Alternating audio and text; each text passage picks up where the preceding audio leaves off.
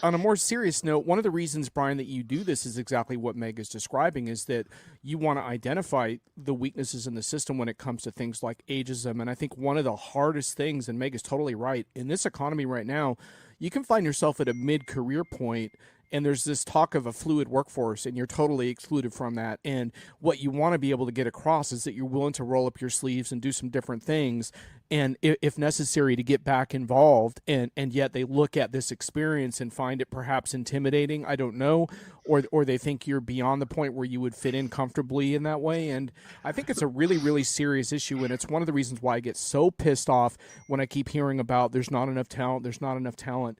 Perhaps in some very isolated pockets that's true, but in general I think it's a failure of imagination, not talent, that is screwing this up for people.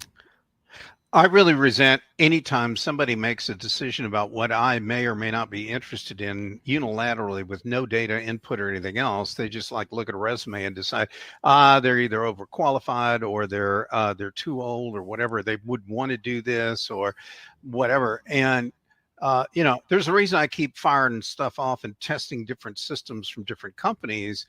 It's because I really want to see, is there anyone out there that's willing to do some of the things you talk about, John, either crack open these biases and sacred cows they have and see, is this stuff really true or not?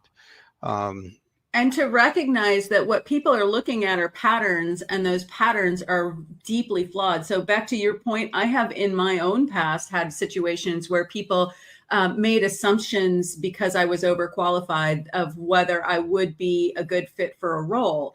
And to your point, at those moments in time, I felt very convicted, like I would not have applied for this job and wasted anyone's time, right, if I wasn't serious about the fact that I would be willing to do this job.